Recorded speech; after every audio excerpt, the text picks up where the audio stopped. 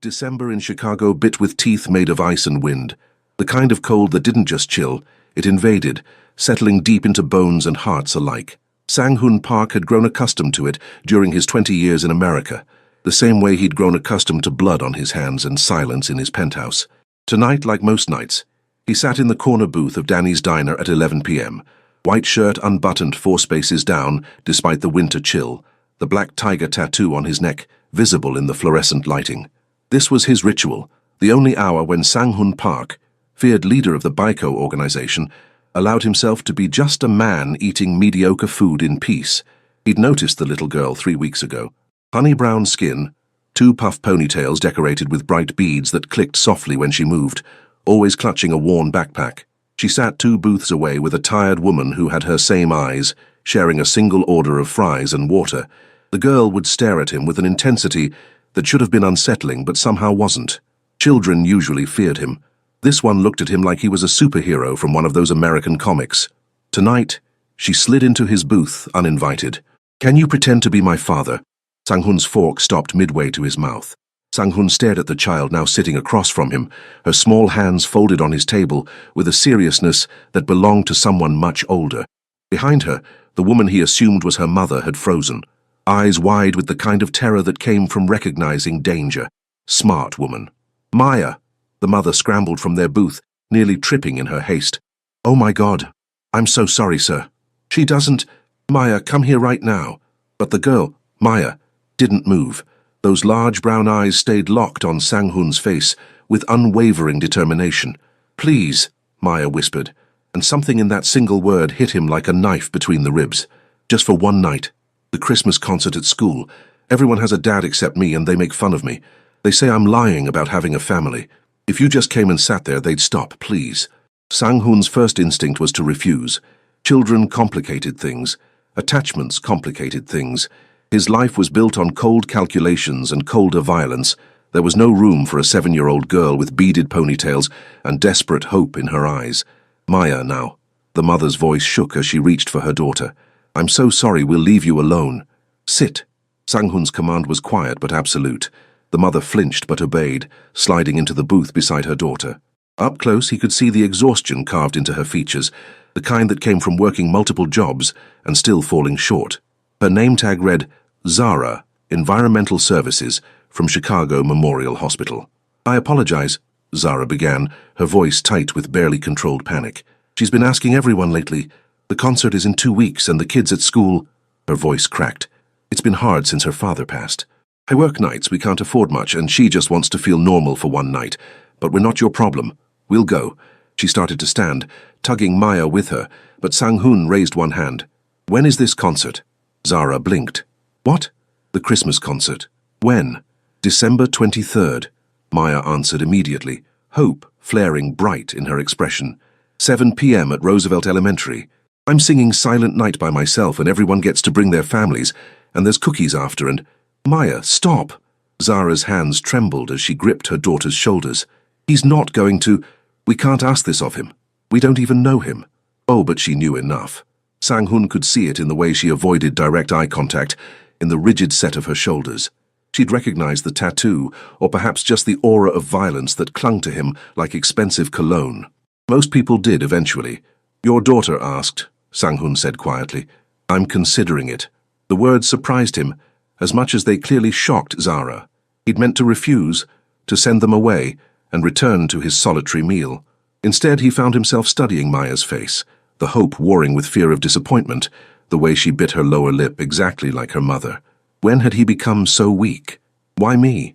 He directed the question to Maya. "You don't know me." "Because you're here every night," Maya said simply, "and you eat alone like me and Mama, and you have kind eyes even though your face is scary, and nobody bothers you, which means you're strong. My daddy was strong too before the accident." Sang-hoon's jaw tightened. Kind eyes. No one had ever described any part of him as kind. "This is insane," Zara muttered, more to herself than anyone else. "We should go. Thank you for being patient with her, but we're fine. Maya, baby, let's go home." "You work overnight shifts." Sang-hoon's observation made Zara freeze. "How many jobs?" "That's not—" She stopped, seeming to recalibrate her approach. When she spoke again, her voice was steadier. "2." The hospital and weekend cleaning for an office building downtown. My daughter is fed and cared for, we're managing. Who watches her at night? Mrs. Chen next door. She's 83 and very reliable. Sang-hoon absorbed this information with the same analytical precision he applied to business deals and territorial disputes. Single mother, 2 jobs, elderly babysitter, child desperate enough to ask a stranger for help. The situation painted a clear picture of struggle. "I'll do it," he heard himself say. Zara's head snapped up. "What?" "The concert. I'll attend as her father." He pulled his phone from his pocket, opened a new contact. "Your number." "This is crazy," Zara breathed, but she was already rattling off digits. "Why would you do this?" Sang-hoon didn't have an answer that made sense, even to himself. Perhaps it was the December cold making him sentimental. Perhaps it was Maya's unfiltered honesty about his scary face and kind eyes. Perhaps it was the memory of his own mother, working herself to exhaustion in a country that saw her as less than human, while young Sang-hoon learned to fight because no one else would protect them. "Consider it a Christmas gesture," he said flatly, saving her number. "We'll need to meet beforehand. She should know basic information about me if anyone asks questions. And you," he shifted his attention to Maya, "will need to practice calling me Appa." "What's that?" "Father," in Korean. He saw Zara's expression shift, recognition clicking into place. "You're concerned about what I am. You should be, but I won't hurt your daughter. This I promise." "I don't even know your name," Zara whispered. "Sang-hoon Park." He stood, pulling out his wallet and dropping $300 bills on their table. "For food, real food, not shared fries. I'll contact you tomorrow to arrange our first meeting." He walked away before either of them could respond, stepping into the December night where his driver waited with the black sedan. Through the diner window, he could see Maya bouncing in her seat while Zara stared at the money like it might bite her. Sang-hoon slid into the car's leather interior, his phone already in hand, to text Min-jae, his second in command. "I need background on someone. Zara Johnson. Works at Chicago Memorial. Complete report by morning." The response came immediately. "Everything okay, Young Nim?" Sang-hoon looked back at the diner one more time, at the little girl with beaded ponytails who'd asked a monster to pretend to be her father. Fine. Just being thorough. He wasn't sure when thorough had become the lie he told himself, but as the car pulled away from the curb, Sang-hoon wondered what the hell he'd just agreed to, and why the thought of disappointing a 7-year-old suddenly seemed worse than any enemy's bullet. Zara's apartment was in Englewood, a neighborhood Sang-hoon knew well from territorial disputes with rival organizations. The building was old but maintained, the kind of place where residents looked out for each other because they had to. He'd left his usual entourage behind, arriving in a modest sedan that wouldn't draw attention, though his tailored black coat and the tiger tattoo peeking above his collar still marked him as other. Mrs. Chen from next door watched him climb the stairs with undisguised suspicion. "You're the man," the elderly woman said in accented English, blocking his path. "The one Maya talks about. You hurt them, I call police." "Understood." Sang-hoon respected her directness. "I'm here to help, nothing more." "Humph." But she moved aside. Maya opened the door before he could knock, her smile so bright it was almost painful to witness. "You came? Mama said maybe you'd change your mind, but I knew you wouldn't. Come in, come in." The apartment was small, a living room that doubled as dining area, a tiny kitchen, one bedroom he assumed they shared, but it was clean and warm, with a slightly crooked Christmas tree in the corner, decorated with handmade ornaments and dollar store lights. The contrast to his sterile penthouse was stark. Zara emerged from the kitchen, wiping her hands on a towel. She'd changed from her hospital scrubs into worn jeans and an oversized sweater that slipped off one shoulder. Her natural hair was loose today, a halo of coils that framed her face. "Mr. Park," she extended her hand formally. "Thank you for coming. I still think this is insane, but Maya hasn't stopped smiling for 3 days, so—" "Sang-hoon," he corrected, shaking her hand. Her fingers were small, but her grip was firm. "If I'm pretending to be family, formality seems excessive." "Right. Sang-hoon, then." She released his hand quickly. "Can I get you anything? Coffee? We don't have much, but—" "I'm fine."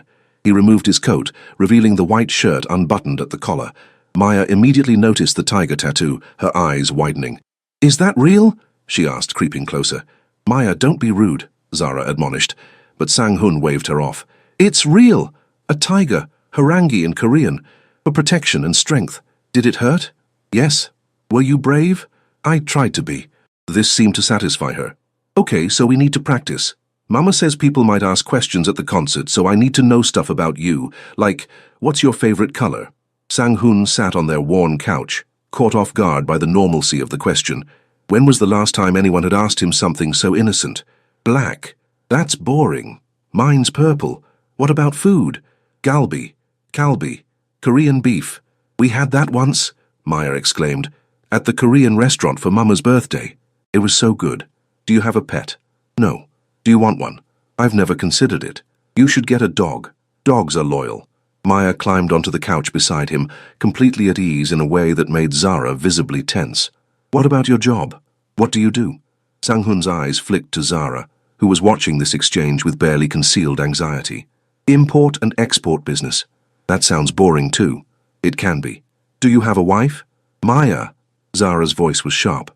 That's too personal. But people will ask, Maya protested. Kids are going to want to know why he's my dad if they've never seen him before. She wasn't wrong.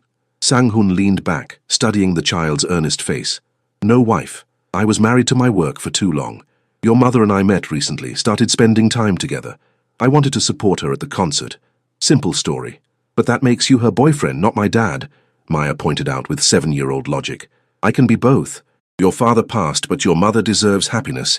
I'm someone who makes her happy, and I care about you because you're important to her. The lie came easily, woven from observation and strategy. We're taking things slow, seeing if we fit together as a family. Zara's cheeks darkened. That's actually a good cover story. I've had practice with cover stories.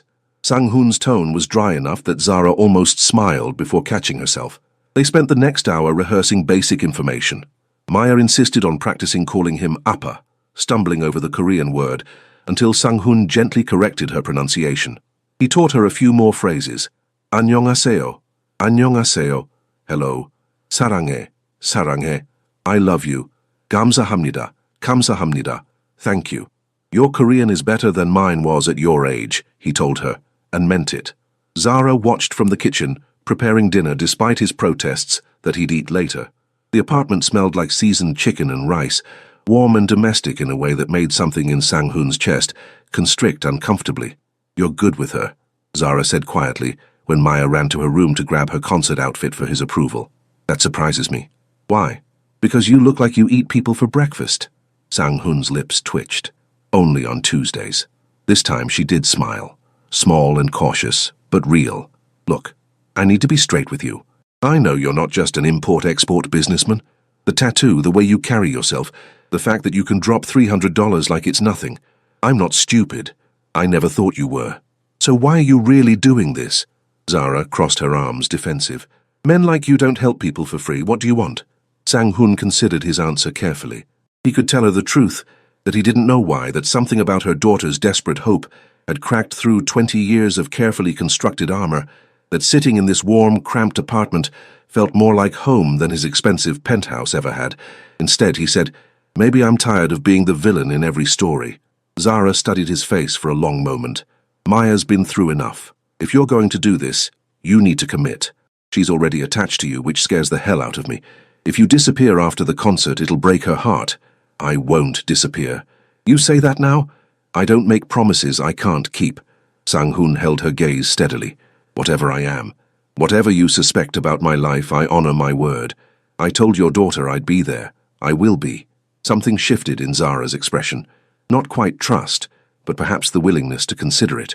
Maya burst back into the room wearing a red velvet dress with white trim, clearly handmade. Ta-da! Mama made it herself. Do you like it? It's perfect, Sang-hun said, and watched Zara's eyes brighten with surprised pleasure at the compliment. They ate dinner together, Maya chattering endlessly about school and her solo and how nervous she was. Sang-hun listened more than he spoke, a skill honed from years of gathering intelligence. He learned that Maya wanted to be a veterinarian, that she was excellent at math but struggled with reading, that her best friend was named Jasmine and sometimes shared her lunch. He learned that Zara had worked as a nurse's aide before her husband died, but couldn't afford the childcare needed for those daytime hours, that she sang while cleaning to stay awake, that she was 28 years old and hadn't been on a date since her husband's funeral 2 years ago. He learned that he liked the sound of her laugh, rare and rusty but genuine when Maya told a particularly silly joke. When it was time to leave, Maya hugged him goodbye without hesitation. Will you come back? To practice more? Sang-hun looked at Zara over the child's head. If your mother agrees. We'll see, Zara said carefully. But when she walked him to the door, she added quietly, "Thank you, but tonight. She hasn't been this happy in a long time." "Neither have I," Sang-hun admitted, surprising himself. As he descended the stairs, Mrs. Chen's door cracked open. "You come back?" "Yes." "Good. She needs good man around. Both of them do." The door closed before he could respond.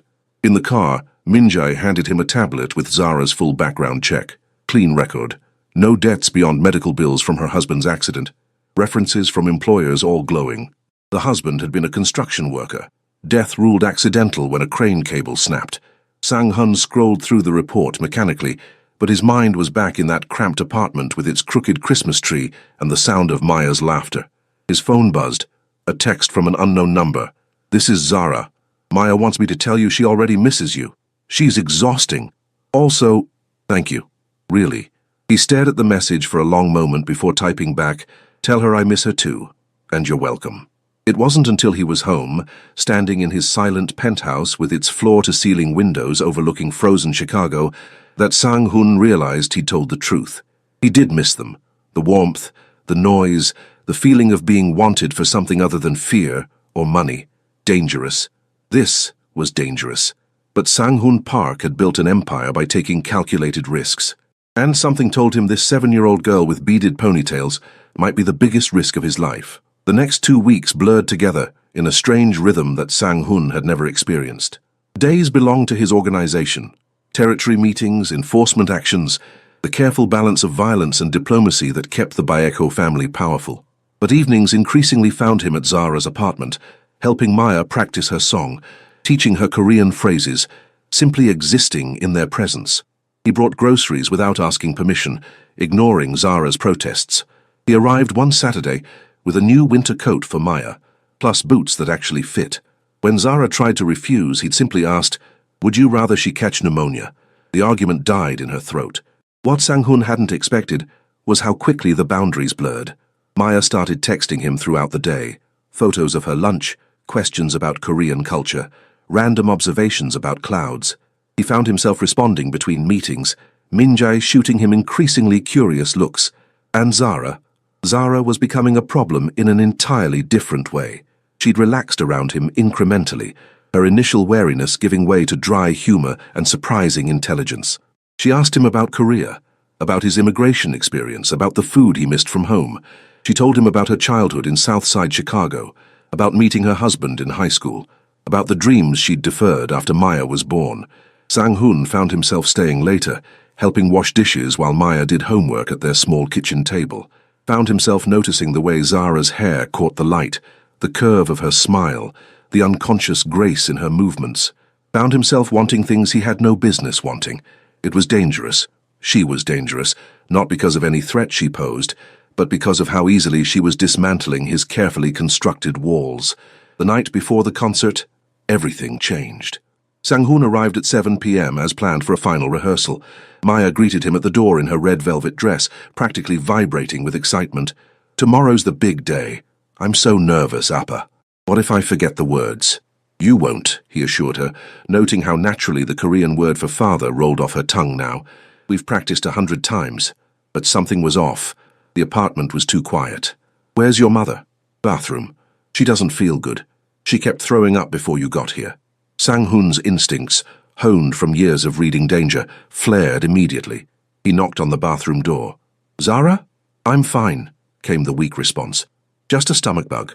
Go ahead and run through the song with Maya. I'll be out in a minute." 20 minutes later, she emerged looking grey and unsteady. Sang-hun was at her side instantly, guiding her to the couch. "You have a fever." He pressed the back of his hand to her forehead, feeling the unnatural heat. "It's nothing, I just need to rest." But her words were punctuated by another wave of nausea. She barely made it back to the bathroom. Maya hovered anxiously. "She was fine this morning. She made me breakfast and everything."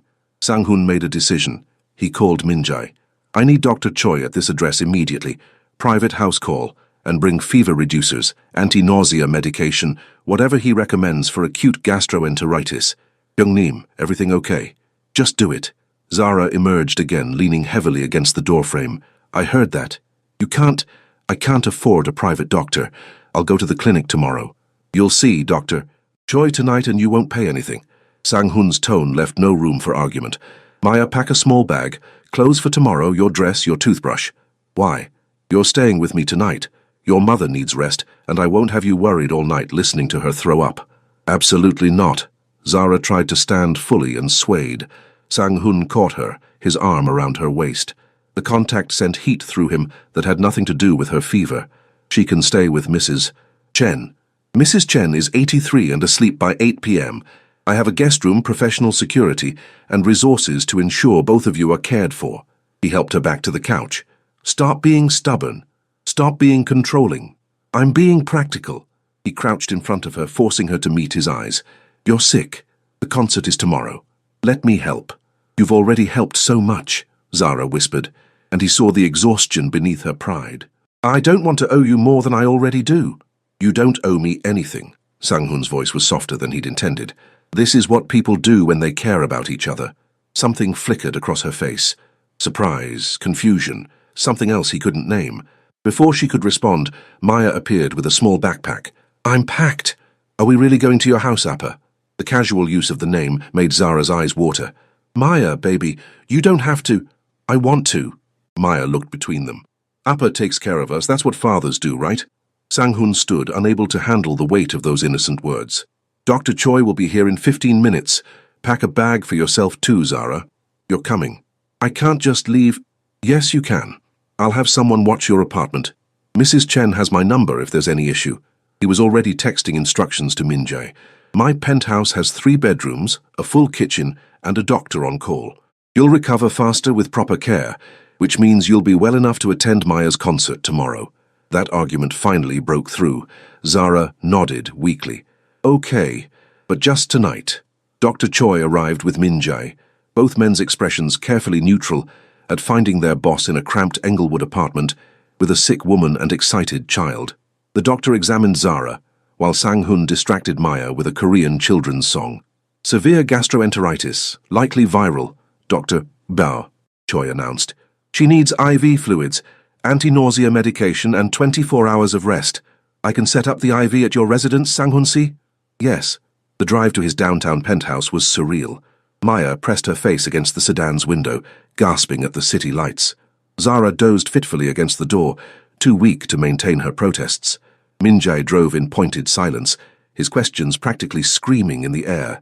Sang-hun's building was all glass and steel, the kind of place where doormen wore suits and elevators, required key cards for penthouse access. Maya's eyes grew wider with each floor they ascended. You live in the clouds, she whispered when they entered his apartment. The penthouse was exactly as Sang-hun had left it, immaculate, modern, and utterly impersonal. Floor-to-ceiling windows offered a panoramic view of Chicago's skyline. Minimalist furniture in blacks and greys. Abstract art that cost more than most people's cars. It had never felt more empty. Guest rooms are this way.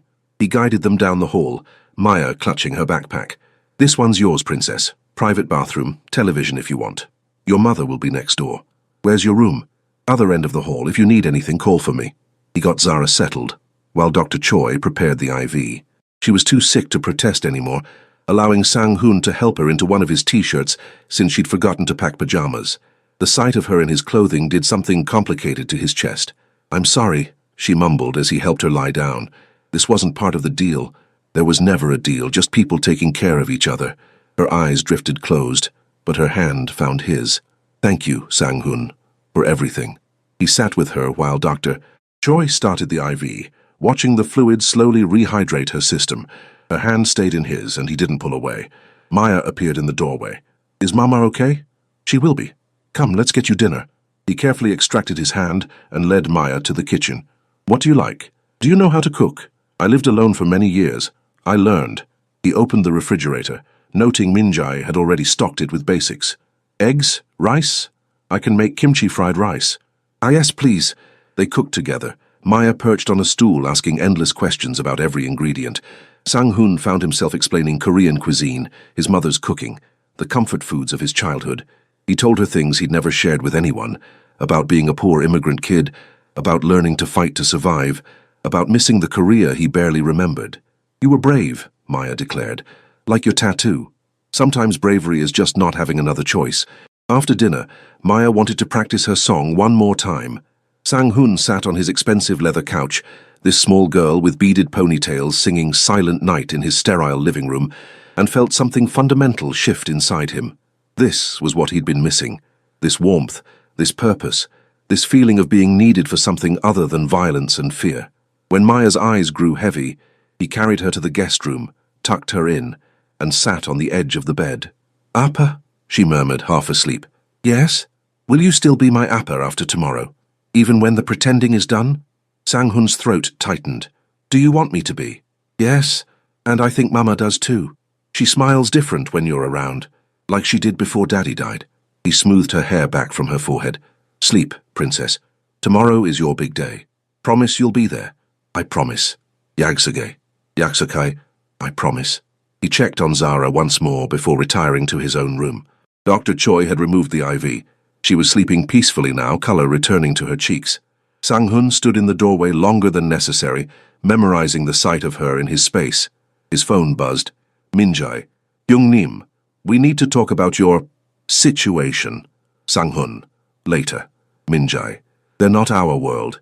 This could get complicated." Sang-hun. "Everything worth having is complicated." He lay in bed staring at the ceiling, listening to the unfamiliar sounds of people in his home. Maya's soft snoring, the shift of Zara turning over in sleep, the absence of his usual crushing silence. Tomorrow was the concert.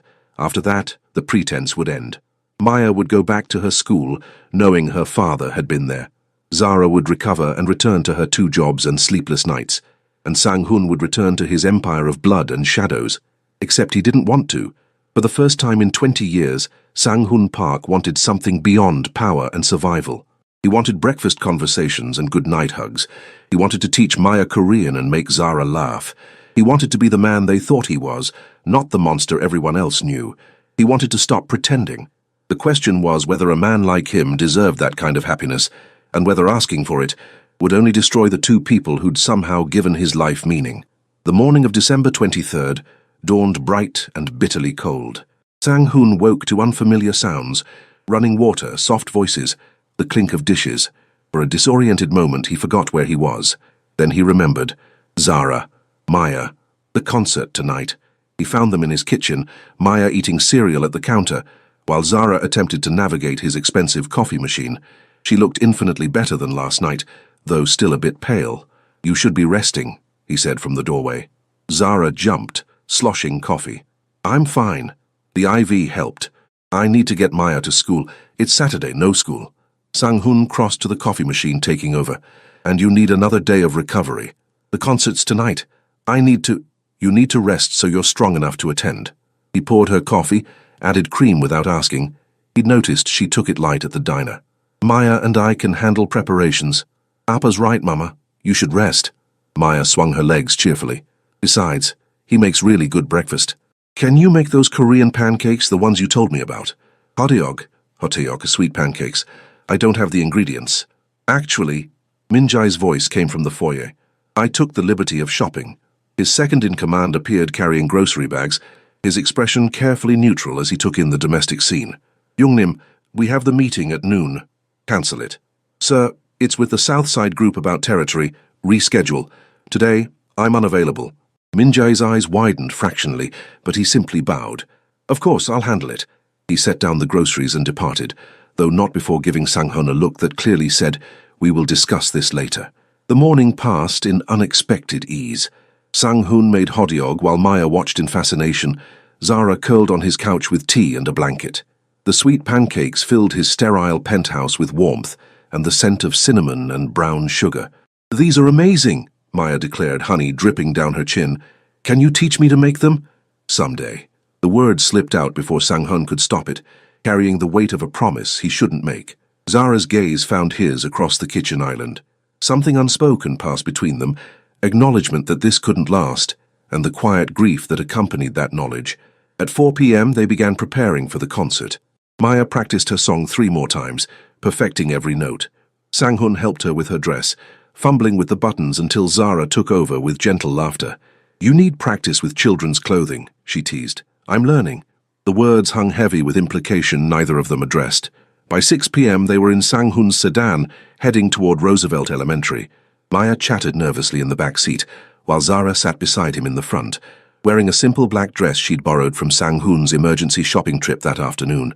She looked beautiful, elegant in a way that had nothing to do with expensive clothing and everything to do with the strength in her bearing. "You didn't have to buy me a dress," she'd protested when he'd presented the shopping bag. "You need something to wear. Consider it part of the performance." But they both knew it was more than that. Roosevelt Elementary was a brick building in a neighborhood that showed its struggle: chain-link fences, barred windows, but Christmas decorations that spoke to the community's resilience. The auditorium was already filling with families, the sound of excited children echoing off walls decorated with construction paper snowflakes. Sang-hoon had attended countless high-stakes meetings, faced down rivals without flinching. But walking into that elementary school auditorium with Maya's small hand in his and Zara at his side made his pulse quicken in a way violence never had. Because this mattered in a way nothing else had in years, Maya's classmates immediately noticed them. Whispers rippled through the room as they found seats in the third row. Sang-hoon was acutely aware of the attention, the stares at his tattoo, the expensive cut of his coat, the way mothers pulled their children slightly closer. "That's Maya's dad," someone whispered. "I thought she didn't have one." "That's what she told us," another child said. "See, she wasn't lying." Maya beamed, squeezing Sang-hoon's hand tighter. The concert began with the usual chaos of elementary school performances: forgotten lines, off-key singing, children waving frantically at parents. Sang-hoon found himself relaxing into the normalcy of it, Zara's shoulder occasionally brushing his, her perfume subtle and distracting. Then Maya walked onto the stage, tiny and terrified in her red velvet dress, and Sang-hoon's entire world narrowed to this one small girl. The piano began.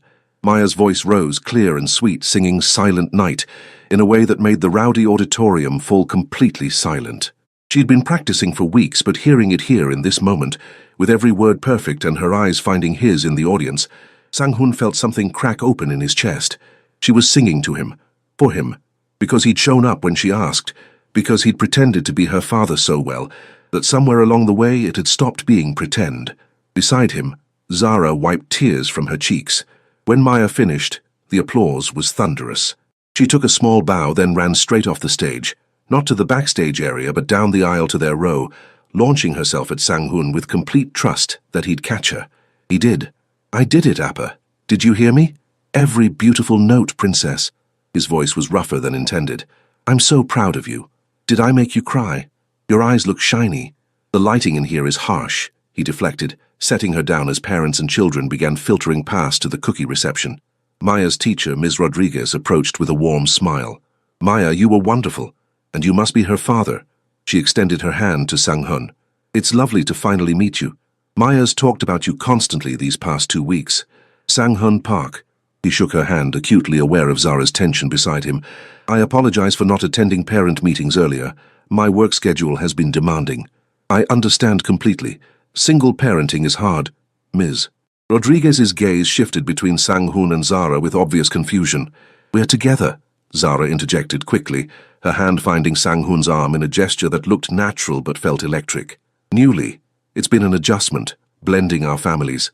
"Oh, well, Maya seems very happy, that's what matters." Ms. Rodriguez smiled. "Enjoy the reception." As she walked away, Zara's hand dropped from his arm, but Sang-hoon caught it, lacing their fingers together. "Maintaining the illusion," he said quietly. "Right, the illusion." But her hand stayed in his. They endured 30 minutes of small talk and stale cookies, Maya glowing as her classmates finally accepted that, yes, she did have a father, and he'd come to see her sing. Several children asked Sang-hoon about his tattoo, and he found himself explaining Korean tigers and their meaning with more patience than he knew he possessed. It was almost over. The pretense was almost done. And Sang-hoon found himself dreading the moment they'd leave this school, and reality would reassert itself. They were walking to the parking lot, Maya skipping ahead, when everything shattered. A black SUV pulled up too fast, tires squealing. Sang-hoon's instincts fired a split second before the passenger window rolled down, revealing a gun.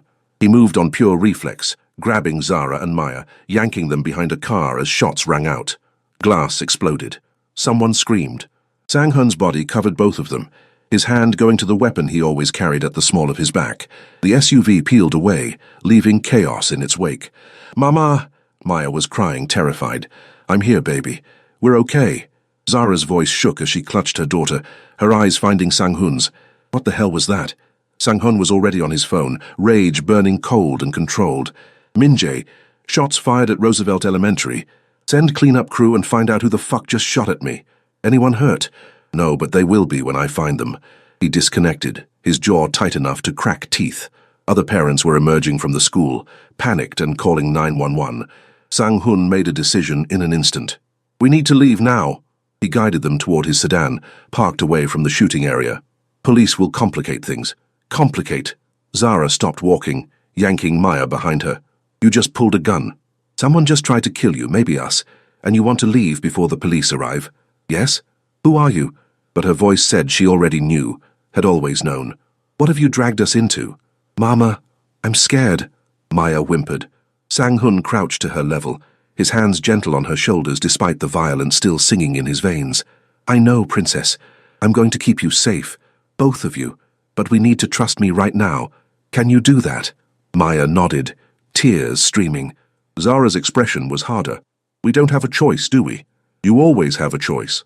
Sang-hun stood, meeting her eyes. But if you come with me, I can protect you. If you stay, they might come back to finish what they started. It wasn't a fair choice, but Sang-hun had stopped pretending fairness existed years ago.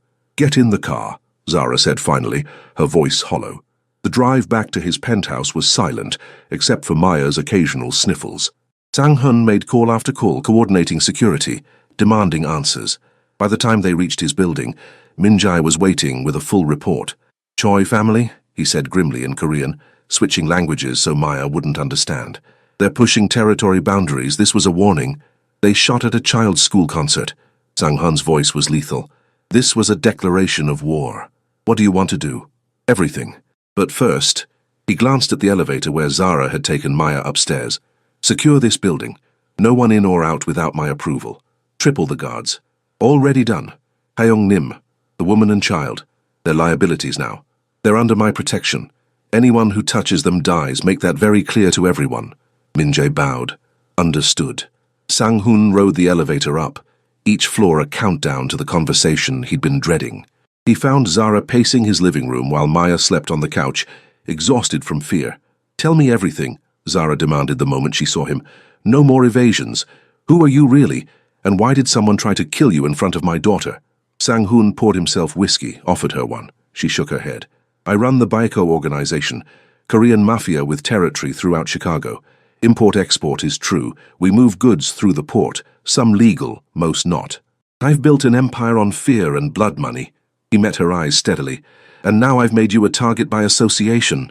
Zara sank onto a chair, all the color draining from her face. Oh, God. Maya asked a mob boss to pretend to be her father. I need to get her out of here. Away from you. Where will you go? Sang-hun's voice was gentle but firm. They know who you are now. They saw us together. If they want to hurt me, hurting you accomplishes that. So we're prisoners. You're protected. There's a difference. Is there? Zara laughed bitterly. You've put us in a cage made of your violence. How is that protection? Because I'll burn down anyone who tries to reach you through these walls. Sang-hun set down his glass and approached her carefully, as if she might bolt. I never meant for this to happen.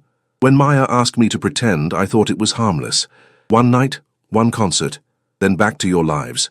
But somewhere along the way, you forgot you were pretending. Zara's voice broke. So did I, so did Maya. And now we're paying the price. I'm paying the price. You and Maya are innocent. We're not innocent anymore. She looked at him with grief and something else. Something that looked dangerously like longing despite the fear. Maya loves you.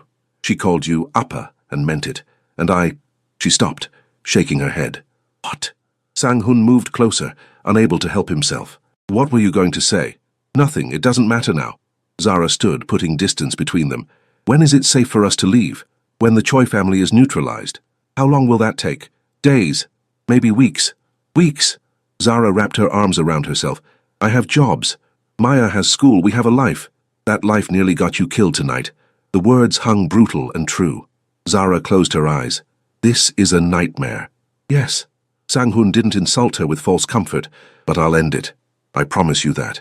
And when it's over, if you want to disappear, never see me again, I'll make that happen. New identities, new city, enough money to start over. Whatever you need. And if I don't want to disappear? The question stunned him into silence. Zara opened her eyes, meeting his gaze with terrifying honesty. What if I want to stay? What if Maya's not the only one who stopped pretending? What if I've been falling for the man who makes breakfast and teaches my daughter Korean and looks at me like I'm something precious instead of just tired and broken? Zara, tell me I'm wrong. She stepped closer. Tell me this has all been an act for you. Tell me you don't feel this thing between us. Sang-hun couldn't, because it would be a lie, and he'd promised himself no more lies with her. You deserve better than me, he said instead, his voice raw. A good man, someone who doesn't have blood on his hands. Maybe I don't want a good man.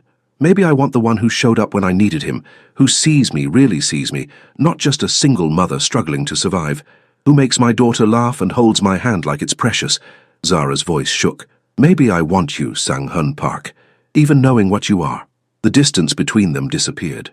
Sang-hun didn't remember moving, but suddenly his hands were cupping her face, his forehead pressed to hers. If I kiss you, there's no going back, he warned. You become mine, I become yours. And I don't share, Zara. I don't do casual. If we start this, then start it, she breathed. I'm tired of pretending I don't want you. He kissed her like a drowning man finding air, desperate, consuming, pouring weeks of suppressed longing into the press of his mouth against hers. She tasted like coffee and courage, and when she melted into him, her hands fisting in his shirt, Sang-hun knew he was irreversibly lost. When they finally broke apart, both breathing hard, Sang-hun rested his forehead against hers again. I'll keep you safe, he promised. Both of you, whatever it costs. I know. Zara's fingers traced the tiger tattoo on his neck, the touch achingly intimate. That's why I trust you. From the couch, Maya's sleepy voice broke the moment. Are you kissing?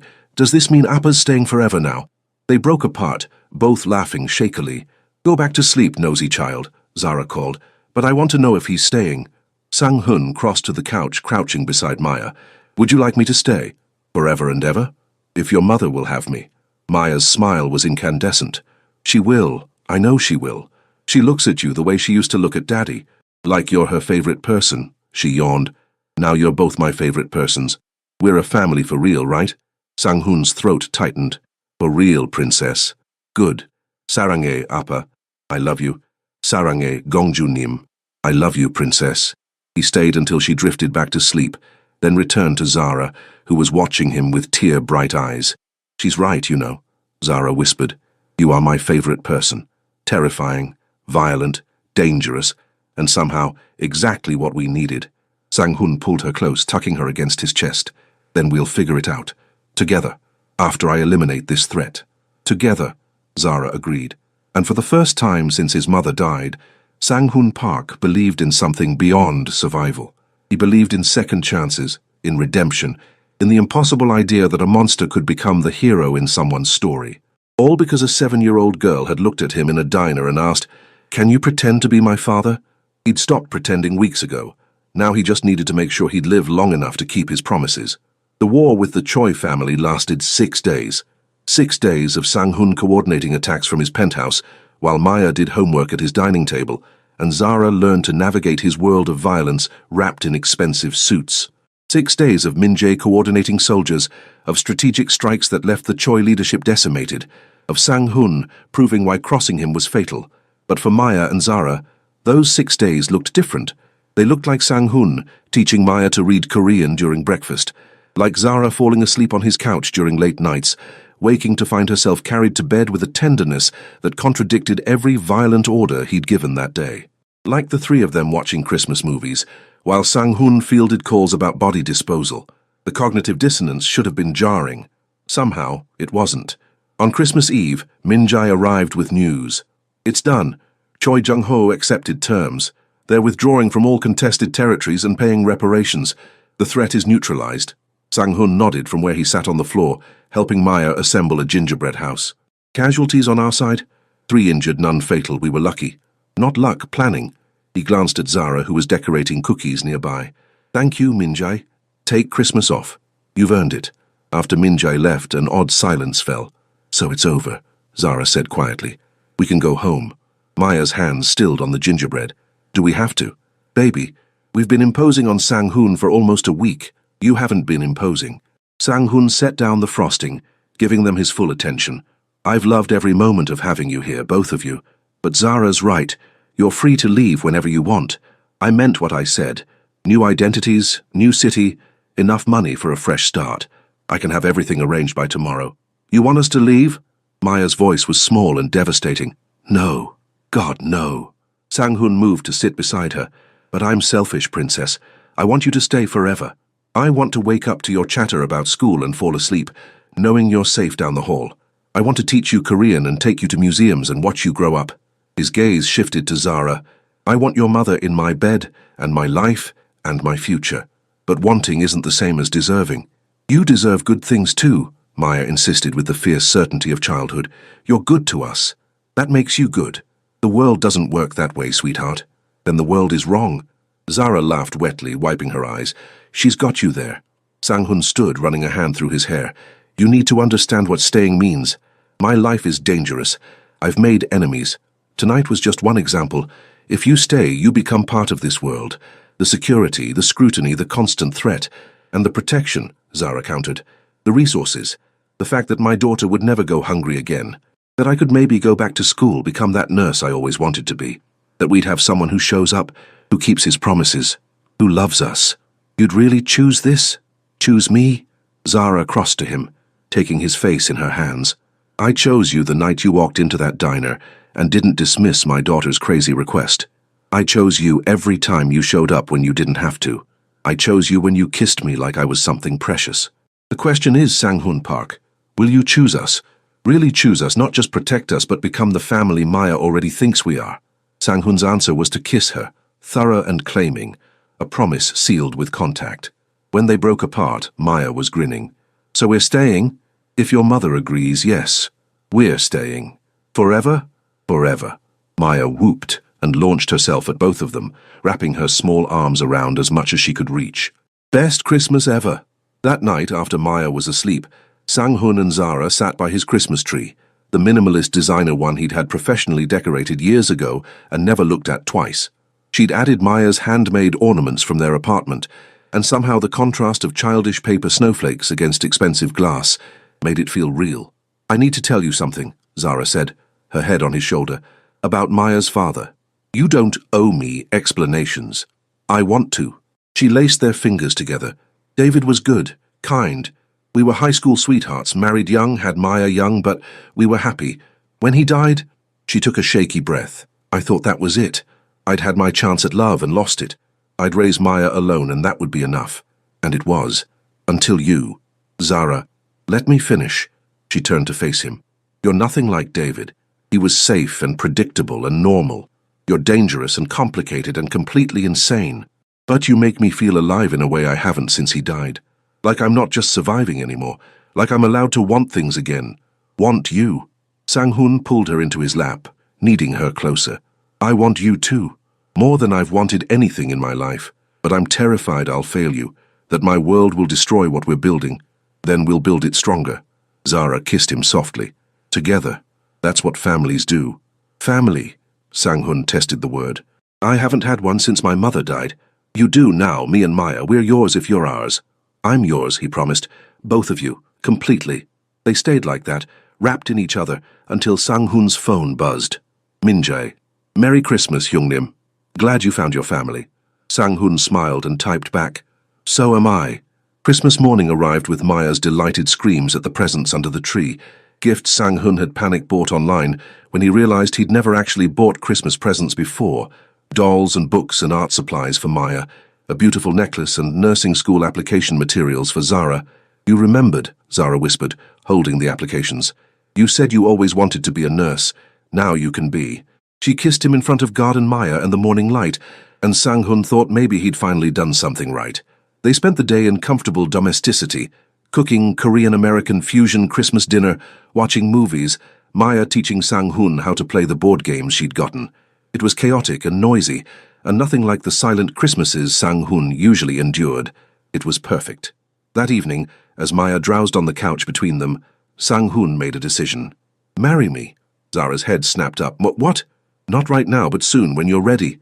He met her shocked gaze steadily. I want this permanent, legal. I want to adopt Maya. Give her my name if she'll have it. I want you as my wife, not just the woman I'm protecting. I want... Yes, the whole complicated mess of it. You haven't even... He blinked. Yes, yes, I'll marry you, you impossible man. Zara laughed, tears streaming. Yes, Maya can take your name. Yes to all of it. I didn't even have a ring. I don't need one yet, I just need you. Maya stirred. Are you getting married? Can I be a flower girl? Can I wear a pretty dress? You were supposed to be sleeping, Sang-hun said, but he was smiling.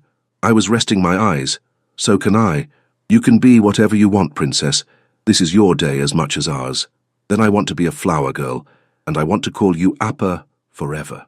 And I want us to stay in this house because it has really good hot chocolate. Maya sat up, suddenly serious. Are you going to be my real daddy now? Not pretend? Sang-hun pulled her onto his lap. Zara pressed against his other side. I was never pretending, Gongjunim, princess. From the moment you asked me in that diner, I started becoming your father. It just took me a while to realize it. So you're mine. For real. For real. Forever. Yagsuge. I promise. Maya threw her arms around his neck. I love you, Appa. Sarange Maya, more than you'll ever know. They sat like that. A Korean Mafia boss, a single mother, and a 7-year-old girl with beaded ponytails, and created their own definition of family. Not perfect, not traditional, but real. Chosen. Earned. Later that night, after Maya was finally asleep for real, Sang-hun stood at his floor-to-ceiling windows with Zara in his arms, watching snow fall over Chicago's glittering skyline. Any regrets? He asked quietly. Only that I didn't meet you sooner. Zara turned in his embrace. You saved us, you know, not just from poverty or danger, but from loneliness, from thinking we'd always be incomplete. You saved me, too. From myself. From thinking power and fear were all I'd ever have. He kissed her forehead. I was just existing before you and Maya. Now I'm living. Then let's keep living. Together. However messy and complicated it gets. Together, Sang-hun agreed. And for the first time since he was a boy arriving in America, with nothing but rage and determination, Sang-hun Park looked at his future and felt something other than cold calculation. He felt hope. 1 year later, the wedding was small and strange and perfect. City Hall ceremony with Min-jae and Mrs. Chen as witnesses, followed by a reception at Danny's diner where it had all begun. Maya wore a purple dress and scattered flower petals with unrestrained joy. Zara wore white and cried happy tears. Sang-hun wore a suit and couldn't stop smiling. You look different, Min-jae observed. Softer. I'm not soft. You're wearing a boutonniere Maya made from construction paper and pipe cleaners. Sang-hun looked down at the lopsided flower pinned to his lapel. Your point. No point, Youngnim. Just noting that love looks good on you. It did. Sang-hun had stepped back from daily operations, promoting Min-jae and focusing on legitimizing their business interests. He still commanded respect, still made hard decisions when necessary, but now he came home to a wife and daughter, instead of empty silence. Zara had started nursing school in September, thriving in a way that made her glow. Maya had adjusted to her new school, a private academy, where Sang-hun's donations ensured she received every advantage. She'd started Korean language classes and taekwondo, determined to be just like Appa. Their apartment in Englewood sat empty now, though Zara couldn't bring herself to sell it yet. It's where we survived, she'd explained. I'm not ready to let it go. Sang-hun understood. He'd kept his mother's old apartment in Koreatown for the same reason. As the reception wound down, Maya tugged on his sleeve. Appa, are you happy? Happier than I've ever been, princess. Why? Because you smile now. Like all the time. Mama says you're a completely different person than that scary man in the diner. Am I? Maya considered this seriously. No, you're still scary sometimes, but now you're scary in a dad way.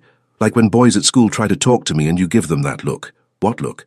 The I'm a dangerous crime lord and I know where you live look, Zara supplied, sliding her arms around his waist from behind.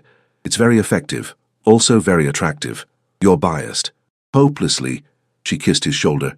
Thank you, by the way. For what? For taking a chance on us.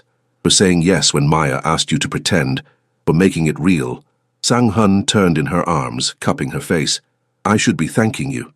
For seeing past the monster to the man underneath. For giving me a family when I thought I didn't deserve one. You're not a monster, Sang-hun. You never were. Just a man doing his best with what life gave him. And what life gave me now is perfect.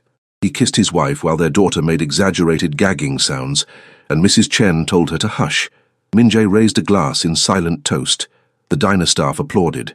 It was chaotic and public, and everything Sang-hun would have hated a year ago. Now it was everything he'd ever wanted. That night, back at the penthouse that had become a home, Sang-hun tucked Maya into bed, her room now decorated with a mix of Korean art and American pop culture posters. "Appa?" "Yes, Princess? I'm glad I asked you to pretend." "So am I. Do you think Daddy, my first daddy, would be mad that I have you now?" Sang-hun's throat tightened. "No, sweetheart. I think he'd be grateful that someone was here to love you and your mother when he couldn't be. I think he'd want you to be happy." "I am happy, the happiest." Maya yawned. "Do you think we'll have more family, like a baby brother or sister?" "That's a conversation for your mother and me to have first." "But you'd want one."